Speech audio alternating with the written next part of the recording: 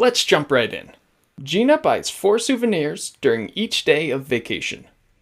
How many days will Gina have to spend on vacation before she will have bought a total of 8 souvenirs?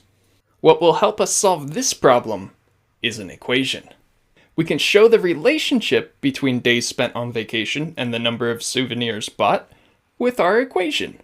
Let's let S represent the number of souvenirs and D represent the number of vacation days. Since there are 4 souvenirs bought each day, the total number of souvenirs is 4 times the total number of days. The relationship can be shown as the equation S equals 4D.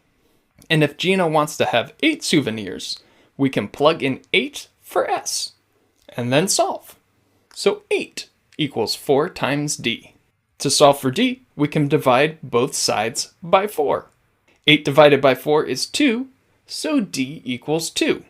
Gina will have to spend 2 days on vacation before she will have bought a total of 8 souvenirs. How about this one? Leslie has already knit 6 centimeters of scarf and can knit 1 centimeter each night. How many nights will Leslie have to spend knitting in order to knit a total of 49 centimeters of scarf? Well, let's first write an equation that shows the relationship between the number of nights spent knitting and the total length of scarf knit. Then solve. We can let N represent the number of nights spent knitting and S represent the total length of the scarf. We know Leslie knits 1 centimeter each night. Since Leslie started with 6 centimeters, the relationship can be shown as the equation S equals N plus 6. And to get a total of 49 centimeters, let's plug in 49 for S into the equation. So 49 equals N plus 6. Let's subtract 6 from both sides, leaving us with 49 minus 6, which equals 43. So N equals 43.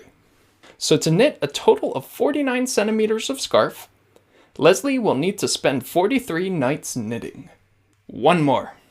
Brett's hair was 10.8 centimeters long after his last haircut, and it grows 6.3 centimeters every year. How many years will it take until Brett's hair is 23.4 centimeters long? Okay, let's write an equation that shows the relationship between the number of years since getting a haircut and the total hair length. Let T represent the time in years since his last haircut, and H represent the total length of Brett's hair.